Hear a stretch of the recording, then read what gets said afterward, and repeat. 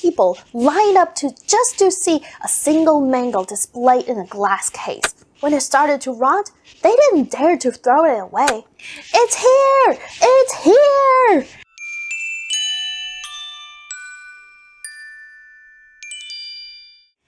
Hi there, Ziola here. Welcome back to my channel. Okay, so I have a very random question for y'all. Do y'all like mangoes? Well, our story today is about mangoes, but not as food, but more like something sacred to be worshipped as. Sounds strange, right? Well, how could an ordinary food become something almost sacred? To understand how it happened, we need to step back into a very particular moment in China, the Cultural Revolution. It was a time when daily life was shaped by politics, when people lived under intense pressure in such an atmosphere, even the smallest gesture could cause an enormous meaning. And today, I want to gently take you back to the time to tell a strange yet very real story of how a simple fruit swept the entire country and became a kind of mango worship.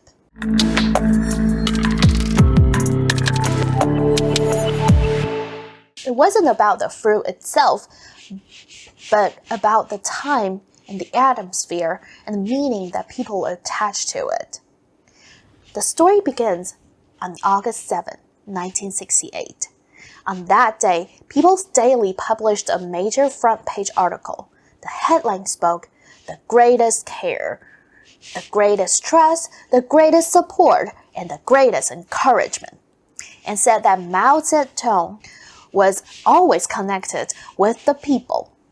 The article described how a small event quickly grew into something much larger. A foreign visitor gave Mao a box of rare fruit, and he passed it on to a group of workers and farmers in Beijing. The fruit was a box of mangoes. And because life was extremely hard at the time and everyday goods were very scarce, mangoes, something most people had never even seen it before, felt incredibly precious. The mangoes were first given to the propaganda team in the capital, but soon the decision was made to share them across the country. From there, the story took a life of its own. Factories held ceremonies, newspapers reported the news, parades were organized, and people lined up just to see a single mango displayed in a glass case. This wave of excitement soon became known overseas as the mango worship. And the story I'm about to tell was a story that my grandpa's old friend told us from whenever he was young. It took place in Meishan, and Meishan was the hometown of Su Dongpo, one of the greatest writers in Song Dynasty. And there, you could find the famous Three Sus Temple. Built to honor the literally brilliant Su Dongpo himself and his father Su Xun, his younger brother Su Zhe. But back in those days, the temple was already failing apart and no one was looking after it. And once elegant halls stood quiet and worn. In Meishan, many ordinary people didn't fully understand the political situation at the time, but they sincerely felt grateful when they heard that Chairman Mao had shared the mangoes. Everywhere people went, they talked about the mangoes, how big it might be, what it looked like, and how incredible benefits it might have. Most people believe that the mango must be something extraordinary, almost like a rare healing herb that could strengthen the body or even prolong life. Their thinking was simple and genuine. If foreign friends brought it in from far away, it had to be special. And to them, the mangoes wasn't just a fruit, it became a symbol of hope and meaning during a very difficult time. Everyone was really looking forward to it, especially the young folks from Railway No. 2 Bureau Study Group, which my granddad said his friend had studied at. Their anticipation felt almost like waiting for a bride who's running late on her wedding day. Then one day, the news finally came. The mangoes gifted by Chairman Mao would arrive in Meishan early in the next morning. And that night, the whole town practically stayed awake. There were drums, bright red banners, and golden letters, and people reading Mao's quotation out loud, singing songs about him, and shouting blessings that echoed throughout the street. The noise and excitement went all night until the sky started to lighten. A little after 6 in the morning, a voice came from the loudspeaker, the military representative, calling everyone, young and old, to gather outside the town and line up to welcome the mango.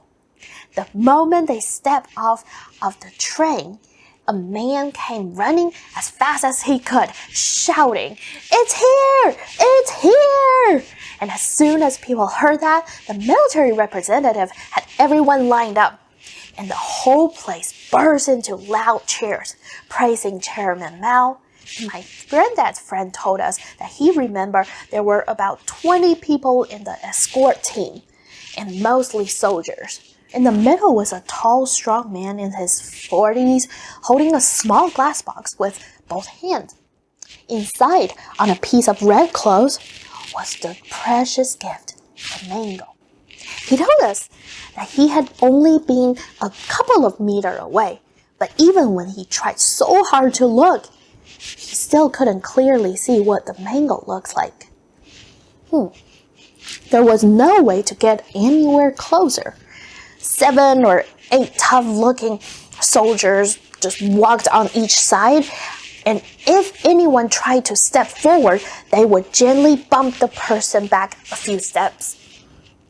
He said that after the people carrying the mango walked past, the whole welcome crowd simply followed them back into town.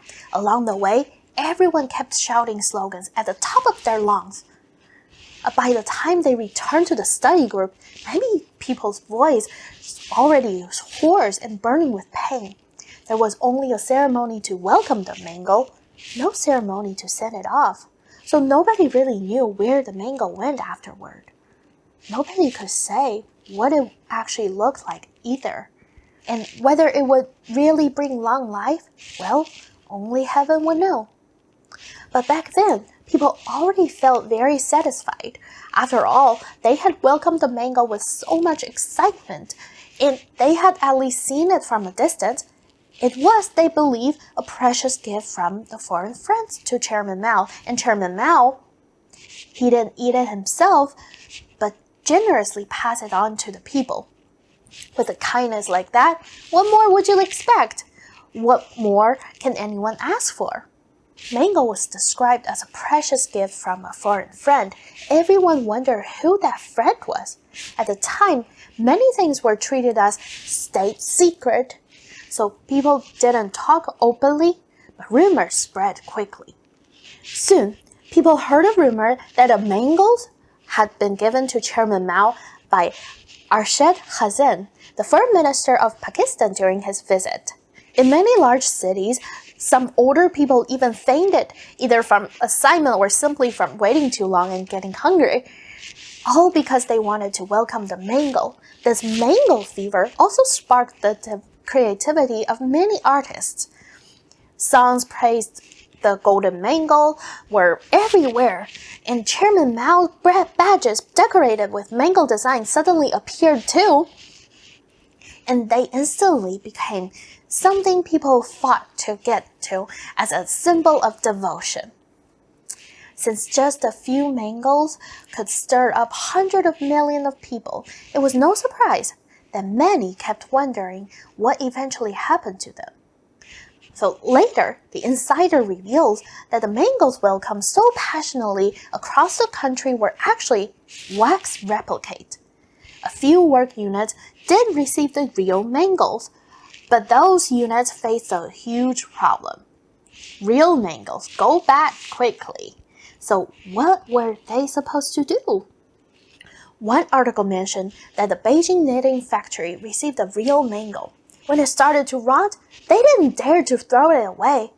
After a discussion with the factory's revolution committee, they decided to boil the spoiled mango into a big pot of mango soup. Yep, and all the workers lined up, shouted blessings, wishing Chairman Mao a long life, and then each person respectfully drank a sip. In that way, the workers of the Beijing knitting factory felt like they had personally received Chairman Mao's special care.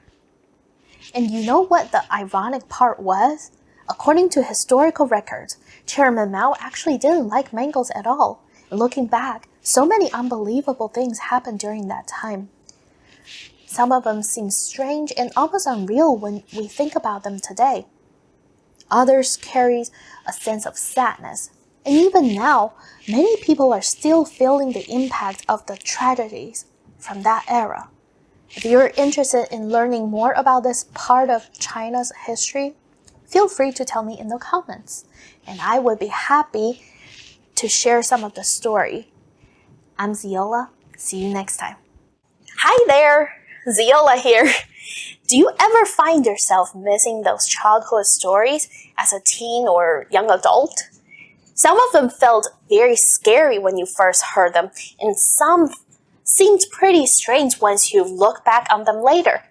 Before I moved to the US, I was already super familiar with Greek mythology, Bible stories, and a lot of classic Western fairy tales. But after I got here, I realized that most people around me had never even heard about the old myths or the stories of China. Some of my friends might know a bit about Japanese tales because of the anime they're watching, but Chinese tales, almost no one. That's why I'm starting this channel, to share some of the amazing stories I had grown up with. Some were told to me by my grandmother, and others came from this classic book, Liao Zhai, which literally translates to tales told at the dinner table. Anyway, I hope you enjoy these stories. Drop a comment to let me know what you think, and don't forget to subscribe.